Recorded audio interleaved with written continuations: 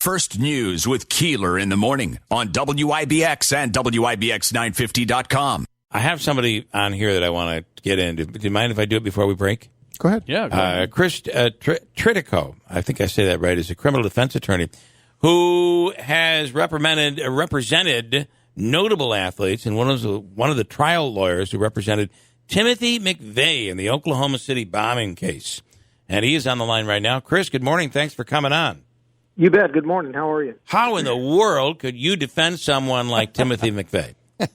Because everyone has a right, and we have to be defended, and we have a duty as lawyers to stand up for the worst of the worst to ensure that our Constitution works for everyone. And it was something I was extremely proud to do. I'm just saying, I that was a bit facetious when I said that, but a lot of people will criticize an attorney like yourself for taking a case like this. The reality is you take this case not for Timothy McVeigh, but for the rest of Americans who deserve representation. Exactly. And it was, I was 37 years old when I took that case, and it was the biggest moment of my life. And it was exciting and difficult. I lost 40 pounds trying that case. Wow. But it was an amazing experience, and something that molded me as a lawyer and a human being going through that. Were you a public defender that had been assigned the case, or did the McVeigh family hire you and your firm? Well, we were all appointed. Nobody could afford that. And we had 14 lawyers on the case, and we were all appointed. All right. All right. So with that behind us, I just had to throw that out there, and because sometimes it happens a lot when somebody's got to represent these people, and it takes a brave attorney to stand up and do it. All right, I want to throw it, if you're okay with this, Chris, I want to throw 3 topics out there that are in the legal realm that have been out there this week, and you tell me what your take is, all right? Sure. Let's start with reports about President Trump and the DOJ seizing Democratic records during the for leaks and that sort of thing that was going on during the Trump presidency. What are your thoughts on this whole thing? So this is, in my view, the tip of the iceberg when the investigation gets started, and this is going to turn, unfortunately, more political than it is investigatory, and that's a shame because everyone, no matter, I don't care what your political stripe is, everyone should be offended by this. I don't care who the president is. I don't care if it's a governor or a mayor. Mm-hmm. We should be offended by this type of conduct. That we can't continue our democracy or our republic if we have an executive branch official doing this kind of conducting this kind of conduct against his opponents. Right. And so we need to get to the bottom of this, and we need to find out how it happened, who did it, and we need to ensure that it can never happen again. And so I don't care who the president is. Right. We have to get to the bottom of this. On the surface, how close is this to like a modern day Watergate? Oh, I think this is worse than Watergate. Quite frankly, in my view, Watergate was about a re-election. This is about far more than that, and I don't know if we'll ever find out how deep it went.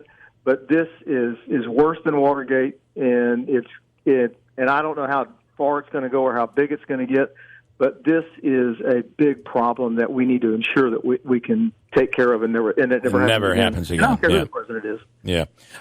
Okay, this is one we talked about, and I appreciate your comments there. I feel exactly the same way. It doesn't matter, because if you're in charge and you're going to defend this or try to push it under the carpet, at some point you're not going to be in charge, and this very investigation is going to be done on you. It is. In fact, don't the Republicans claim that Obama did the same thing to Trump during the previous election? Well, that's what President Trump has claimed. That I think he said that. Yeah. And look, if President Obama did that, let's find out. Yeah, I agree. It doesn't matter who it is. Yep. These types of things cannot occur. Yeah. I agree. Another one we hit on, which I think is just the most ridiculous case, and hopefully you know about it, and I wonder what your opinion is. Oklahoma State teaching assistant says she can't teach Spanish because she's white. What is this story? The craziest thing I have ever seen in my life. I watched this video of this meeting or whatever it was. There was a seminar they were at, and I don't understand what this means. this lady says, I'm white, so I can't teach Spanish. Yeah. Now, let's take this to its illogical conclusion. That means a male medical school professor cannot teach gynecological science because he doesn't fully understand women. Right. Who's going to teach veterinary medicine? I mean, I just don't understand any of this. That's right. I can't teach that because I'm not a dog. And no man will ever understand women. Let's just be honest. That's true. and what a Gen Z move to make. I'll take the job and then go, it turns out I can't do the job. I'm not leaving, by the way. I'll still take those checks. I got to stay home. Yeah. It doesn't make any sense. And when you watch her on the video conference, her conclusions do not match up. I mean, because, look, it's this simple. You went to school, you studied, you learned, now you're a professor. You can teach. And her conclusion is, as a white person, I have to get rid of my inbred racism. That's why I can't teach Spanish. Yeah. Those two things do not match, okay? They don't meet up. And so it makes absolutely no sense. I don't know what she's thinking. If I was the university that employed her and I saw that tape, I would disengage. See ya. Yeah, you're gone now. And then finally, New York City will start vaccinating students in public schools. What do you think about that? This is according to the mayor. Well, so I looked into this as deeply as I could, and I don't see anywhere that this is a mandatory program. I think that the best I can find, this is a voluntary vaccination for students who want it, and not a come on in and we're gonna put this in your arm. I'm old enough to remember in the 60s when we got the polio, I think it was the polio vaccine in school, at elementary school. We all lined up and went to the gym, and we got it. Yeah. It's kind of the same thing to me, but now I believe that what I saw was Mayor de Blasio said that this is, the best I can see, is a voluntary program. Yep. And so, look, the people that want it, fine. There it is. It's right there at school. You can go get it. I think that's a good idea as long as it's not mandatory. Right. Because I live in Houston, Texas, and let me tell you, in Texas, we don't cotton to people telling us what we have to do. I can assure you of that. Mm-hmm. Well, and I have to tell you, New Yorkers aren't that much different when it comes to that. This would not. I do not. I feel like that it's clickbait. The fact that it's mandatory. However, schools can mandate kids have a vaccination in order to go to public school. That is the case when it comes to like polio and stuff like that. But I don't think that's the case here. That's the law in Texas, which I think is so odd that you can. The law says you have to have all this list of vaccines, and then we've got this raging fight going on about this one. Right. And so we'll see where it ends up. Yeah. So let me ask you, because I believe, am I wrong? Correct me if I'm wrong here, guys. New York State says if you want to go to a SUNY school next year, you have to be vaccinated. SUNY and CUNY schools. So, but you don't have to go to that school. It doesn't mean you're not required to get the vaccination. But to go to the school, you have to have the vaccination. Well, I guess here's my question that I want to ask, because I've heard that it's a HIPAA violation if a business or like a concert venue asks you for your proof of That's vaccine. not true, but I'd rather hear that from Chris. Yeah, I don't think that someone like a concert venue or something like that saying let me see your vaccine. That's not a HIPAA violation. The HIPAA violation occurs at a school because that's a governmental entity, and so them saying that unless it's the legislature has mandated it, like it has for polio and the other vaccines, you have to prove you have those to get in.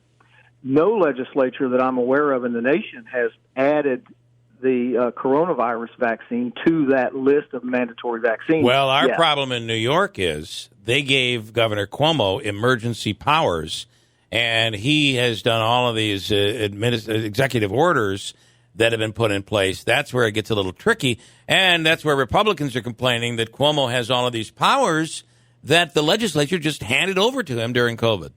We had the same issue in Texas, which is oddly we have a dominant Republican legislature and a Republican governor, and the Republicans were griping about their governor's executive orders. Yeah, right. It's a crazy world. Chris, great stuff. I appreciate having you on. And by the way, I have a guy out there, Mike, saying, I'd never heard of the McVeigh diet. I might give it a try. I don't recommend it. Okay. All right. Thank you so much for the time. We appreciate it, Chris. All right. Bye-bye. Have a great day. Chris, Tritico. We should do him again. I hope, because they had one. So remember, we used to do legal lease. Yeah, I remember that. And then they kind of. This is the same thing where they give us 3 topics, concept. And I try to make it seem like it's like I'm just pulling it in off the top of my head. Yeah, I knew that. The topic I'm thinking about is. I'm hoping they use him regularly. He's good. Yeah, I like that.